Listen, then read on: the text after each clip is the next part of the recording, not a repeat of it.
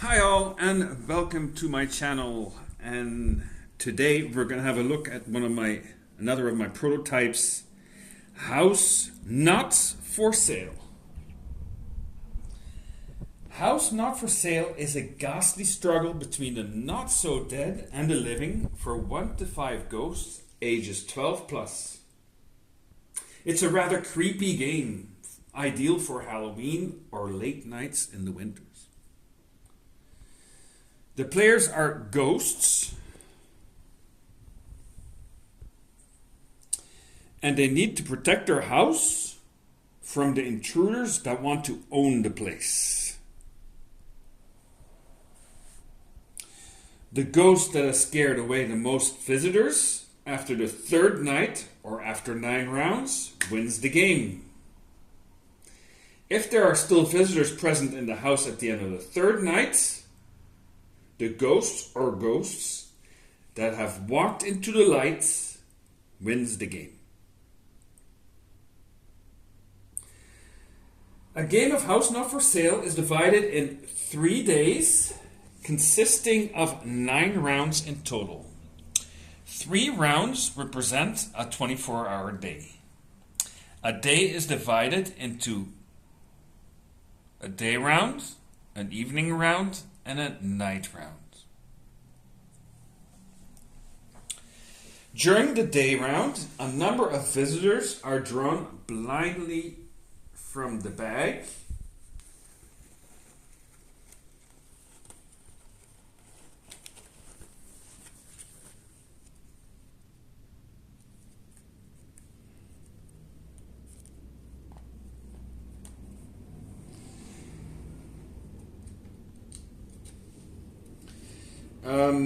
So they are drawn blindly from a bag and placed on the locations of the house, as mentioned on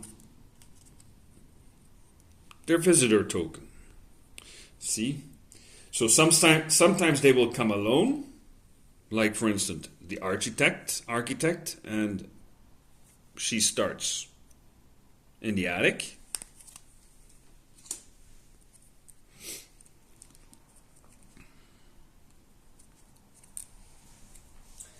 And sometimes, for instance, like the partying teens,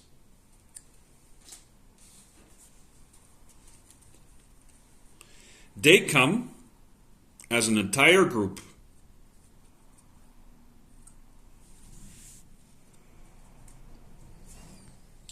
Of course, if a group arrives, you'll have more work trying to frighten them, but on the other side, you also have the opportunity to gain more points. In fact, it's a double-edged sword. Watch out, some visitors are also harder to scare than others. For example, see, we have the priest. He needs to be scared 7 times before he's defeated, and the architect 4.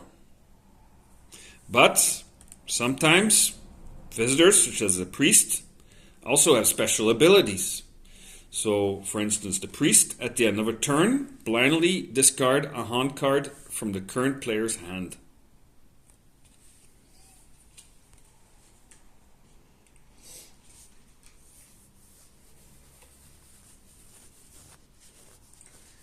In order to scare visitors, the ghosts do not only have very creepy haunt cards at their disposal. So here are some haunt cards. They're very creepy.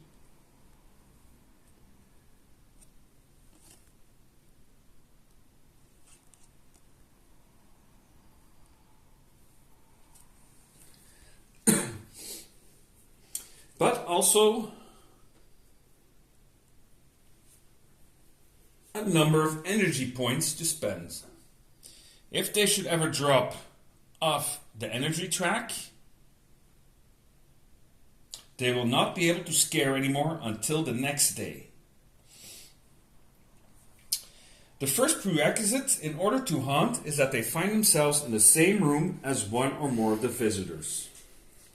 For instance, the architect starts here in the attic. So this ghost, this creepy ghost, can start scaring the architect. Obviously, ghosts can also move through walls, so they can also move. The second prerequisite is that they must have the matching haunt cards for the specific room they are in.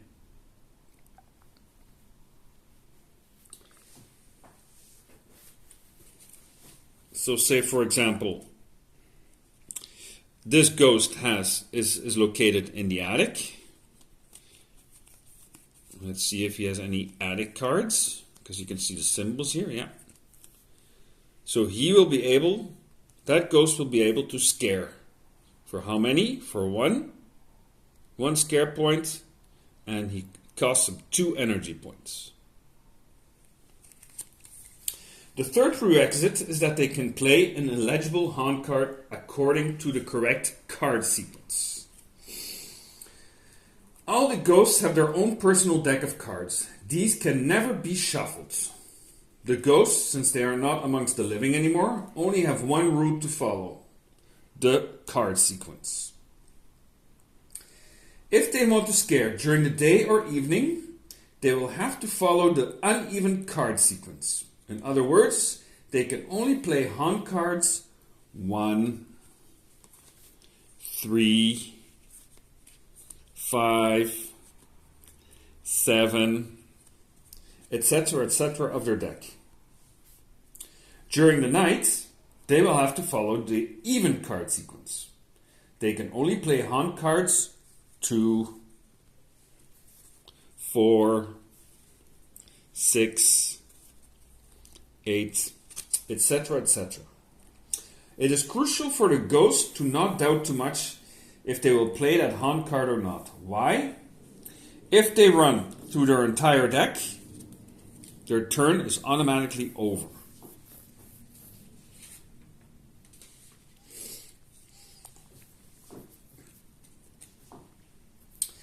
When a haunt card has been successfully played, the visitor or visitors suffer a number of scare points. So say, for example, our ghost in the attic managed to play this card for 2 energy points. 1, 2, and it offers 1 scare. So the architect will suffer 1 scare point. The played haunt card is then discarded on one of the 5 locations of the discard area. So this is the discard area. So that's where they are discarded. Each location on the discard area offers a special benefit which the ghost can make use of during their turn, but only if they are readable, thus uncovered. So when a ghost plays a haunt card, he can cover a benefit, thereby robbing the next ghost of making use of it. What are some benefits? How about taking possession of a visitor? Very powerful. Or bad weather. Then you can add 1 scare when you play a haunt card. When a new day starts,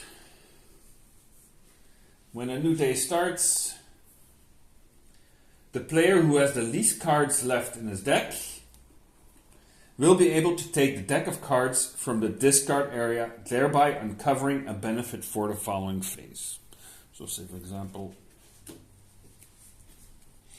there's the least cards, so I'm going to take this one from the discard area.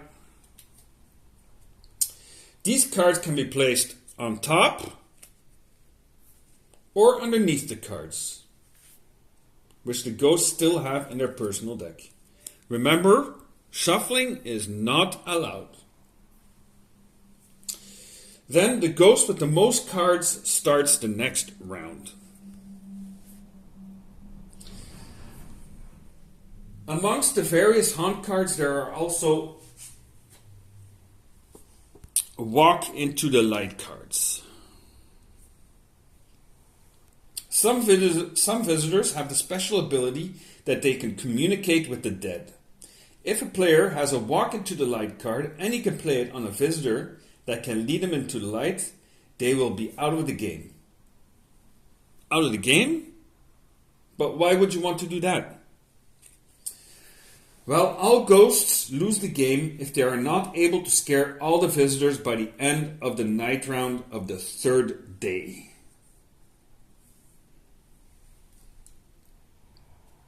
Except for the ghosts that have walked into the light. So it's a matter of risk assessment. If you think you cannot win anymore, or if you think that all the visitors will not be scared at the end of the third day, why not take your chances and walk into the light? House Not for Sale is a unique and odd game. The theme is unique because the players take on the role of a ghost. Old souls caught between life and afterlife. The players experience their point of view. The game is odd because it makes use of mechanisms that are rarely found in other games. A card sequence draft mechanism, I cut you choose mechanism, an ever-changing discard area, and an odd-edged building mechanism. The inspiration? Simple. I want to make a scary game for once. Not bloody, not horror, but just plain creepy. And I want to create a game mixing together the most underrated game mechanisms. So that was House for Sale. I hope you enjoyed it. Thanks for watching and see you next time.